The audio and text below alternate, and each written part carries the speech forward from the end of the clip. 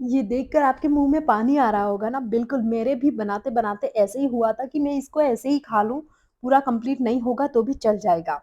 तो कोई बात नहीं, आप भी मेरे साथ एंड तक बने रहिए, मैं आपको दिखाती हूँ कि इसे कैसे खाना है और ये क्या चीज़ है। सबसे पहले हमें आलू लेना है, 8-9 मीडियम साइज़ के आलू लेके मैंने उसे अच्छे से बॉइल्ड कर दिया और इस तरह से छिलका निकाल के अच्छे से मैश कर लिया। ऊपर से हम डाल रहे हैं यहाँ पे काला नमक और रेगुलर नमक जो हमारा होता है, स्वाद अनुसार डालना है। और 3 मैंने यहाँ पे कटी हुई लाल मिर्च डाली है और इसके बाद यानी कि हरी लाल मिर्च जो होती है, जो सूख गई होती है थोड़ी-सी वो। और यहाँ पे मैंने 1/4 जितना डाला है भुना जीरा पाउडर जो कि बहुत ही ज़्यादा टेस्टी लगता है और बहुत ही अच्छा फ्रेग्रेंस और फ्लेवर आता है। चाट मसाला बहुत इम्पोर्टेंट है, तो वो आप ज़रूर इसमें ऐड करिएगा, आपकी जो आलू की क्वांटिटी है उस पे डिपेंड करता है, तो उस हिसाब से। और यहाँ पे आधा टीस्पून हमें रेड चिली पाउडर और हल्दी पाउडर ऐड करना है और आधा टीस्पून करीबन हमें यहाँ पे ऐड करना है जो ब्लैक पेपर पाउडर होता है और 2 बड़े चम्मच हम इसमें ऐड करेंगे बेसन।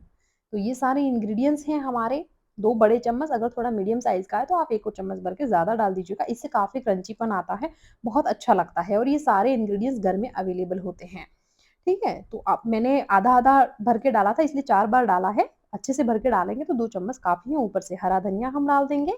और अब जो मेन प्रोसेस है वो है हमें इन सारे ही इंग्रीडिएंट्स को इन आलू के साथ अच्छे से मिक्स कर लेना है। थोड़ा-सा ऐसे हम चम्मच से मिला लेते हैं, बाकी मेन काम तो हमारा जो इंडियन स्टाइल में होने वाला है वही ठीक होता है, बाकी ये सारी चीज़ें दिखावे की है। तो कोई बात नहीं, हम हाथ से इसे अच्छे से पहले मैश कर लेते हैं, सारे मसाले इसमें अच्छे से मिल जाएँ और एक इस तरह से ये डो बनाकर हम तैयार कर लेते हैं। तो ये सबसे मेन चीज़ होती है जो कि वैसे बहुत बेसिक है। तो ये सारे मसाले मिला लिए हमने, अब हम क्या करेंगे, हमें बनानी है टिक्की। तो हाथ पे लेंगे हम थोड़ा-सा तेल, ये थोड़ा-सा नहीं, ये ज़्यादा हो गया, कोई बात नहीं, मैं इसे थोड़ा तवे पे डाल देती हूँ एंड थोड़ा हाथ में लगा लेती हूँ। मैं रेगुलरली सरसों का ही ऑयल यूज़ करती हूँ घर में, जो कच्ची घानी वाला होता है, बहुत तेज़ होता है ये। तो यहाँ पे क्या करना है, एक क्वांटिटी ले लेना है नॉर्मल, हम जो लोई लेते हैं ना आटे की, उस उतनी या थोड़ी-सी कम, मैं आपको साइज़ दिखा देती हूँ यहाँ पर। तो इस तरह से आप ये टिक्की बनाकर तैयार कर लीजिए। एकदम चपटी होनी चाहिए आपकी टिक्की, उतनी ही ज़्यादा वो क्रंची बनकर तैयार होगी, बीच में से आलू बिल्कुल भी कच्चे नहीं रहेंगे। दूसरा, अगर आप ऑयल नहीं यूज़ करना चाहते बहुत ज़्यादा, तो आप इस तरह से सूखा आटा लगा के भी टिक्की को बना सकते हैं, बट तेल वाला ज़्यादा कन्वीनिएंट होता है। अगर आप बहुत ही ज़्यादा ऐसे हैं कि मुझे तो ऑयल खाना ही नहीं है, तो मैं उसका ऑप्शन भी आपको दे रही हूँ। आप आटे से इसको बनाएँ एंड एयर फ्रायर में इसे फ्राई करें। मैं दोनों ही तरीके से फ्राई करके भी दिखाऊँगी आपको। तो सूखे आटे से भी बन के तैयार हो जाती है। हमारे हाथ जो हैं वो बहुत ही ज़्यादा मेसी हो रहे हैं, इसलिए कुछ कह नहीं सकते। आपको जैसे भी कन्वीनिएंट हो ये टिक्की आप बना के तैयार कर लीजिएगा, जैसा कम्फर्ट लगे। एंड ये लास्ट टिक्की है मेरी, बाकी सारी मैंने बनाकर तैयार कर ली हैं। तो ये इतनी चपटी रखी है मेरे, है ना? तो ये करीबन 8-9 टिक्की बन के मेरी तैयार है। और अब हम क्या करेंगे ना, इन सब पे यानी कि इसमें से आधी, आधी पे हम लगाएँगे ऊपर से ऑयल, क्योंकि हम इसे एयर फ्रायर में फ्राई करने वाले हैं बिना ऑयल के। तो एयर फ्रायर के लिए हमें ऊपर से ऑयल लगाना ज़रूरी होता है, अदरवाइज़ ये अच्छी नहीं लगती हैं, बहुत ही ज़्यादा ड्राई लगती हैं।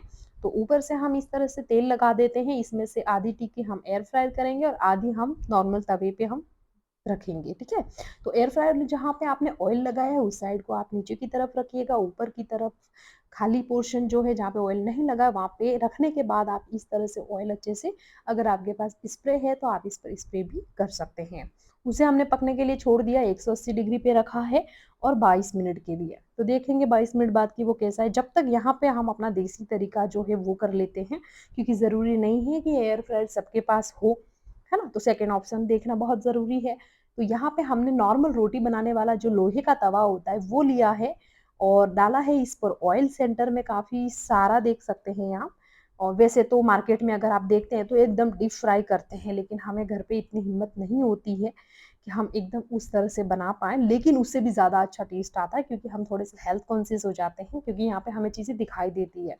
तो ये 4 टिक्की रखी हुई है मैंने, तवा अच्छे से गरम होने दीजिए, उसे पकने दीजिए, धीरे-धीरे ये गोल्डन ब्राउन और क्रिस्पी होके आती जाएगी।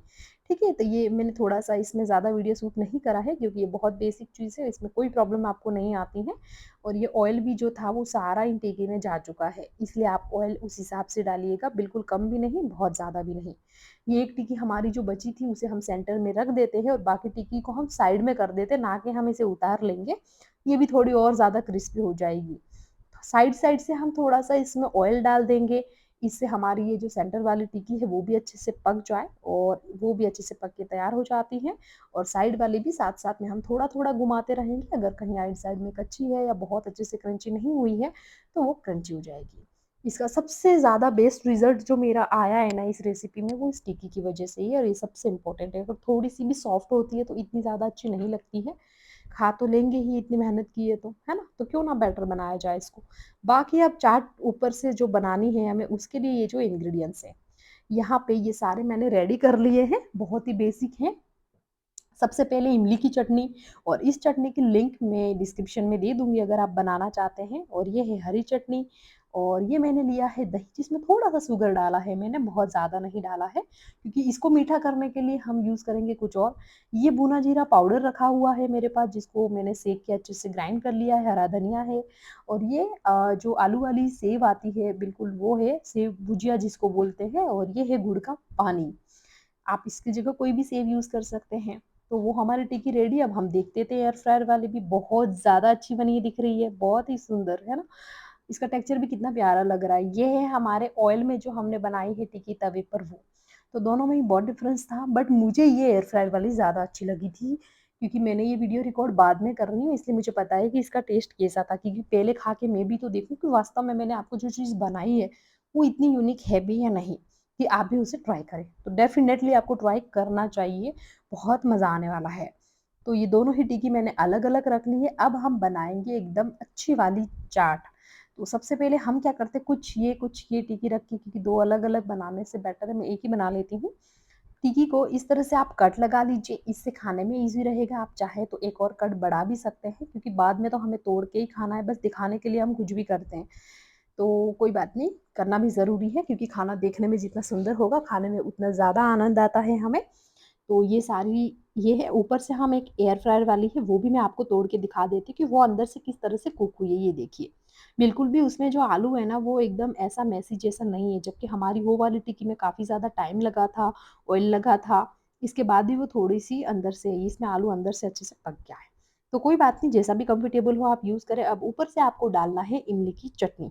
तो 1 बड़ा चम्मच भर के हम चटनी डाल देते हैं, थोड़ी-सी और डालेंगे। ये कितनी खट्टी है, कैसी है, उस पे डिपेंड करता है और क्या आपकी पसंद है। दूसरी यहाँ पे आप डाल दीजिएगा हरी चटनी भी मेरी बहुत ही तीखी थी, इसलिए मैं थोड़ी कम डाल रही हूँ और मेरे बच्चे भी खाएँगे, तो उस हिसाब से आप डाल सकते हैं। इसमें कोई ज़्यादा मेज़रमेंट की ज़रूरत नहीं होती है, आपने आप टेस्ट के अकॉर्डिंग आप यूज़ करें। गुड़ का पानी सबसे इम्पोर्टेंट है। वैसे लोग क्या करते हैं ना, दही में शुगर मिला के उसे मीठा बनाते हैं, बट वो मज़ा नहीं आता है। आप इस तरह से ज़रूर बनाइएगा, गुड़ का पानी ऊपर डालने से बहुत ही ज़्यादा अच्छी लगती है। ऊपर से डालना है आपको एकदम बारीक कटा हुआ प्याज़, जो कि बहुत इम्पोर्टेंट है, उसके बिना तो काम चलेगा ही नहीं, है ना? और मेरा तो बिल्कुल भी नहीं चलता। यहाँ पे डालेंगे हम भुना जीरा पाउडर, जो कि बहुत ही ज़्यादा टेस्टी होता है और काफ़ी अच्छी फ्रेग्रेंस और फ्लेवर आता है। अब ये डाल रहे हैं हम दही, 2 बड़े चम्मच भर के अच्छे से दही हम इसमें ऐड करेंगे, और इसके बाद डालेंगे हम ये सेव। ये सेव आप कोई भी डाल सकते हैं, जो पतली वाली आती है, प्लेन येलो वाली डाल सकते हैं, या फिर ये भी, लेकिन मैंने अपने हस्बैंड से मँगाया और वो ये लेके आ गए, तो मैंने वही डाल दी और मुझे ये बहुत ज़्यादा अच्छी लगी। तो कभी-कभी ऐसे भी कर लेना चाहिए। ऊपर से चाट मसाला डाला हमने थोड़ा-सा, और दही डाल देते हैं अपने कम्फर्ट के लिए, ताकि और व्हाइट-व्हाइट अच्छा दिखे, है ना? आप भी डाल सकते हैं।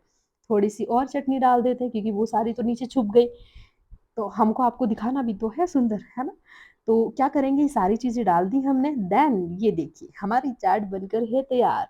अब फ़ोटो लेना बाकी है, बट ऐसा लग रहा है कि पहले इसको खा लिया जाए। लेकिन ये जो फर्स्ट टाइम बनी है, हो सकता है दोबारा सेम प्लेट बने, इसलिए मैं फटाफट सी फ़ोटो तो आपके लिए ले लेती हूँ ना, कि आप लोग मेरे लिए ज़्यादा इम्पोर्टेंट है। तो इसीलिए आप इस वीडियो को ज़रूर लाइक कीजिएगा।